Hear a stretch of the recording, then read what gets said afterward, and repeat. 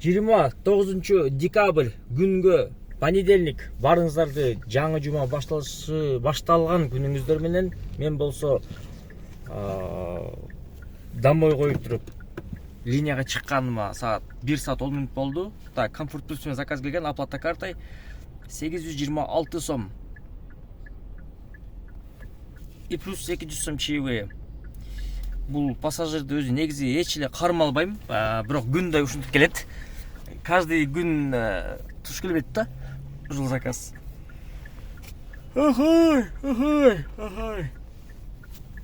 Так, барыңыздарга ассаламу алейкум, туугандар.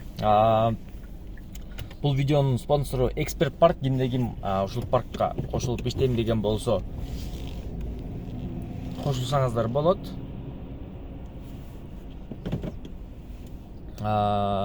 Эксперт парк кошулуп иштесеңиздер болот. Сиздерге жакшы эмелер коюп койгон, подключениянын условияларын.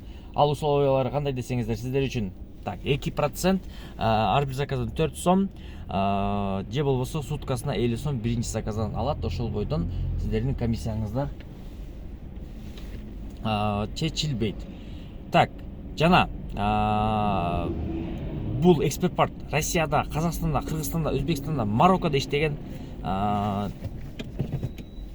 эмелери бар, функциялары. Жана кимде ким ушул паркка кошулган болсо, реферальная ссылка деген бар. Бул деген нерсе, сиздин досуңуз ушул паркка кошулган болсо, ал иштеген заказдардын төлөмүнүн, комиссиянын проценттерин сиздерге чыгарып бере турган функционалы бар. Ошол үчүн кимде ким кошулуп иштей турган болсо, көп деген плюшкалар бар. Жана фотоконтроль өткөндөн кийин сиздерге балансырга акча салып берет, бонус катары, жумушуңуздарды башташ үчүн. Жумушту баштап туруп, ошондой подключенияларга илешип иштесеңиздер болот. Подключениялардын бүт түрү бар. Экспресстен доставкага чейин, грузовойдон курьерге чейин, экономдон бизнеске чейин. Мен жумушту улантайын. Бул жакта жигит джентльмен болуп жатат. Optima Bank'ta иштейт го дейм, жанагы балачы бир болсо. Атак центрдебиз. Так, айланып тегерен Дордого келип калдым, Йокаранын бабай. 32 мүнөттө 317 сом. Заказ жок, эми бул жактан кайра күтүш керек.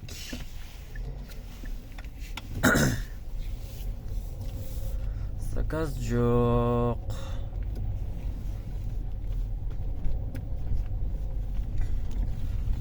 Бирок питание бар биякта.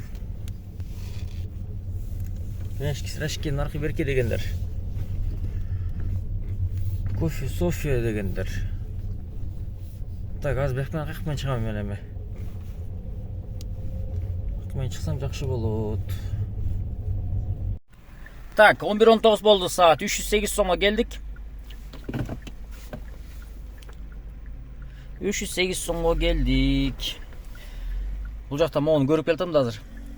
Айлык маянасын ала албай жаткан жарандар деп жаңа Умар Дадановдун сахар берүүсү бар го. Короче, гүлдө иштетип акчасын берип, депозит берип койтур скорее. Ошо депозитин алам деп бияка келип Умар Даданов кайрылып тур да. Эх. Ладно, онтабыз. 17 мүнөттө 199 сомго келдик. Заказ пока жок. Фучика жака келип калдык. Фучика. Бүгүн чота слабый го? Заказдар эмнегедир жок эсепке барабар да.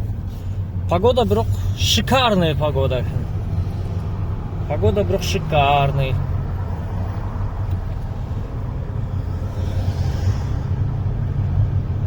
Автобус обгонго чык обгонго.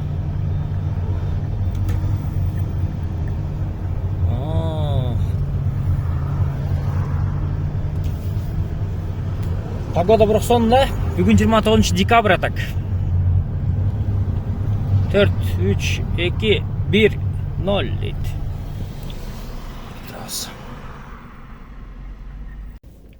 Өзү негизи жа комментарийге же мындай эле жа WhatsApp'тан же Instagram'дан жазып калат да. Канча иштейсиң күнүнө, канча табасың болот күнүнө, арендага иштесең канча болот, арендада жүрсөң канча табасың, тазасы канча калат деп суроолор көп болот негизичи. Анан чисто ошо аренданын эмесин эсептеп чыктым азырчы, эсептеп чыгып туруп ошону полностью бияка по факту как она есть жазып туруп чыгарып берейин деп чечтим да. Средний статистика менен, бирок бирөөдө көп болот, бирөөдө аз болот. Бул орто эсеп менен. Бул чыгарганым мен типа өзүмдүн опытымдан эле алдым. Анын үстүнө средний статистика менен эсептеп алдым да. 6-1 график менен бир айда кандай расход кетет. Именно расход, доход эмес, расход. Аягында ошо средний доход канча болот, ошонун негизинде чистыми канча калат деген вопрос да. Кетти. Средний статистика менен алабыз. Азыр машиналар 1600дөн 1800дөн. Комфорт плюстун машиналарычы. Газ в среднем 1200-1500 кетет. Мойка жумасына 2 же 3 жолу жуугандар бар 100 сомдон. 40 сом жа пена, 60 сом жуу эме болгончу. Обед, анан перекус. Обедте там бир столовойго барып туруп 350 сомго чай пай ичсе, мисалы тамагы менен 150 сом деген бул там пирожки же сэндвич жеп койгон да, эми кечки мал перекус кылганчы. Плюс сигарет чеккендер бар, сигарет чекпегендер бар. Ошол үчүн орто эсеп менен суу сигарет деп эсептеп койдум. 200 сом примерно кетет деп койлу буга. Бул получается күнүнө сөзсүз кете турган акча. Эми аренданы эсептеп чыгарайлык. Мына мисалы үчүн аренда 1700дөн средний статистика менен караганда, ошондо 6 12 24, ошондо 28 деп коелу, 27, короче 25 күндө эсептеп коелу. Мында средний статистика менен 25 күн эсептеп коелу. Кээ бирде 1 күн демат, кээ бирде 2 күн демат, ошентип бир жумасына получается айына 31 күн же 30 күн болгон болсо, ошодон 4 же 5 күндү алып коелу, кемитип коелу мындай. Примерный эменчи, ошондо 25 күн эсептеп коелу. Кеттик. Так, 1700дү 25гө көбөйтөбүз. Бул 42500 сом. Аренда 6-1. 42500 сом бул чисто аренда, айлык расход. Дальше. Газ. Кээ бирөө 1,5 миң коят, кээ бирөөсү 1000 сомду коят, кээ бирөөсү 1200 сом коят. Анан кийин кээ бирөөсү выходной күндөрүндө бир жактарга барат, тоже коят да газды. Ошондо 1300дү средний статистика менен эсептегенде 28 күнгө эсептеп койдум, мисалы үчүн. 36400 болот экен. Андан кийин 100 сомдон мойкага кетет. Айына бир 3 жолу же жумасына 3 жолу же 2 жолу жууган болсо, ошондо в среднем бир айда 12 жолу жуйт экен. 1200. Дальше. Иштеген күндөрү 25 күн иштесе айына образдан 500 сом обедке кетет.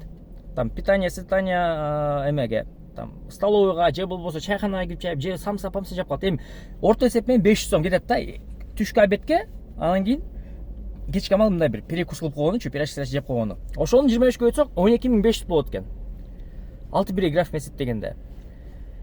200 сомду эмеге коюп, сигаретке же суупуга. Мен сигарет чекпейм, бирок суу көп ичем да. Эми образдан ошо 200 сом кетип калат деп кое берели. 25 көбөйткөндө 5000 сом болот экен. Ошондо бир айда сөзсүз кетүүчү расход, обязательный расход 97600 болду. Сөзсүз кете турган расход. Бул аренданыкы, аренданын эсебинде эсептеп атам. Так, анан примерно 11 сааттан 14 саатка чейин иштейт деп коелу адам, 11 сааттан 14 саатка чейин иштейт деп коелу образдан. Эртең mesela 7-те жат, 8-те чыгат. 12 сааттан жогору да, мисалы, линия чыкпай иштеши мүмкүн, же линияны чисто ошо обедке 15-20 мүнөт бөлүп коюп иштеп коюшу мүмкүн. Эми орто эсеп менен эсептегенде 6500дү көбөйтөбүз 25ке, бул деген сөз 162500 табат экен айына.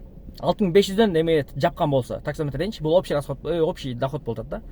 Анан ушул доходдон 162500дөн кемитебиз 97600дү. Жанагы айлык сөз расход кемиткенде 64900 сом калат. Дейт го. 64900 сом бул сенин полностью расходторуңдун сырткары тапкан акчаң, таксиде иштеп жаткан убагыңда тапкан акча. 64900, 65000 экен да, короче. 65000 сенин айлыгың болот экен. Бул орто эсеп менен эсептегенде, бирок bundan көп тапкандар бар, bundan аз тапкандар бар. Ал факт, эркекче ал сөз. Бул бирок 25 күн айына иштеп, ошондой 12 саат, 14 саат иштеп тапкандардын реальный чөнтөгүнө калган 64900 сом акчасы калат. Бул чындык. Бирок ошону иштегендер бар, иштебегендер бар. Будан көп иштегендер бар, будан аз иштегендер бар. Мен ошо булардан аз иштегендердин катарына кирем да. Бирок жана айлык иштеп жүргөндө мен ушундай графикмен иштейт болчумун. Ошонун негизинде эсептеп көрдүм да. Примерно ошондо күнүнө бир 2000, 2500 калат болчу. Чист демечи. Мына разбор кылып койдум. Короче, кимде ким ошону көргөн болсо, эме болгон болсо, бөлүшүп койгула, киргизип койгула, киргизип жактарга бөлүшүп койгула, комментарий жазып койгула. Обязательно коммент жазып койгула. Мен да ушундай табам, же азыраак табам, же көбүрөөк табам, же мен көп иштейм, же аз иштейм депчи. Чтобы башка элдерден ушул комментарийни окуп туруп, бир кандайдыр бир чечимге келгенini чоң жардам көрсөтөт деген ойдомун. А так, бүгүнкү жумуш заказ деле жок. Что-то слабо вообще, билбейм неге. Студенттер кетип калган үчүнбү же билбейм, но заказ жок. Саат 1 болуп калды почти что. Заказ жок. Так что аз или иначе дальше иштейбиз. В принципе, ушундай. В принципе. Ошол үчүн ушул видеону көбүрөөк бөлүшүп койгула. Жанагы сурагандарга же эме болгондорго билдирип койгула. Ушунча болот экен депчи. А так чоң рахмат, барасыздар. Ийгилик.